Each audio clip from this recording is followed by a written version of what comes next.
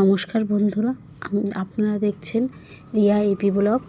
এই ব্লগে দেখছেন আমি আজকে আপনাকে শেখাবো রাবড়ির সবজি। এটা হচ্ছে রাবড়ি। এখানে এই রাবড়ি রাজস্থানের, আগেকার দিনে রাজস্থানে যখন সবজি, টাটকা সবজি পাওয়া যেত না, এই সব দিয়েই রান্না হতো।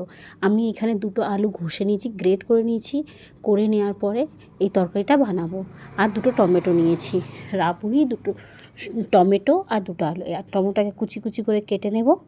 কেটে নিয়ে ছোট্ট ছোট্ট কুচি কুচি করে কেটে নেব। কেটে নেওয়ার পরে এই টমেটো কুচানো হয়ে গেছে। এবার আমরা মশলাটা রেডি করে নিচ্ছি নুন, হলুদ, লঙ্কার গুঁড়ো, ধনে গুঁড়ো আর একটু নুন। আমার স্বাদ অনুসার তো আপনারা নেবেন। আমার একটু কম লাগছিলো, যার জন্য আমি আবার নিলাম। এটা হচ্ছে জিরে গুঁড়ো। আবার কড়াই তেল নিয়ে নিয়েছি। এবার আমি এতে ফোড়ন দেব কালো জিরে, একটুখানি চুটকি ভর হিং। তারপরে এবার দিয়ে দেব গ্রেট করা আলুটা। তেলটা যখন ভালোভাবে গরম হয়ে যাবে,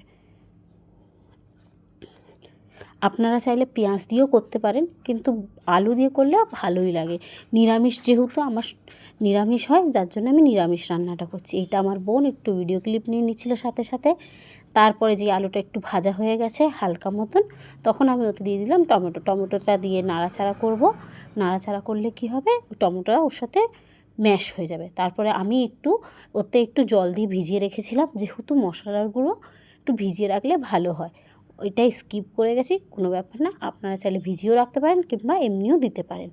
এটাকে এবার ভালো করে নাড়িয়ে নেব, কষিয়ে নেব যতক্ষণ না মশলা দিয়ে তেল ছাড়ছে।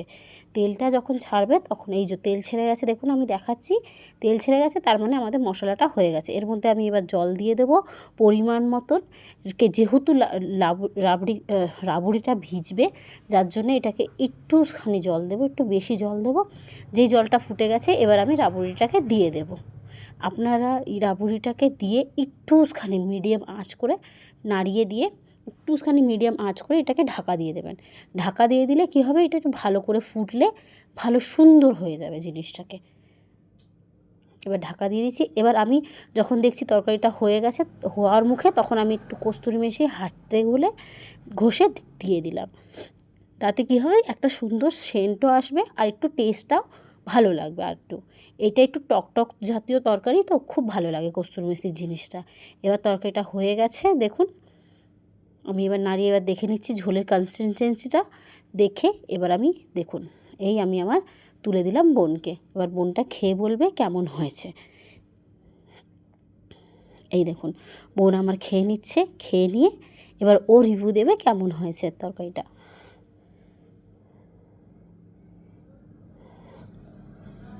খুব ভালো হয়েছে বন্ধুরা, খুব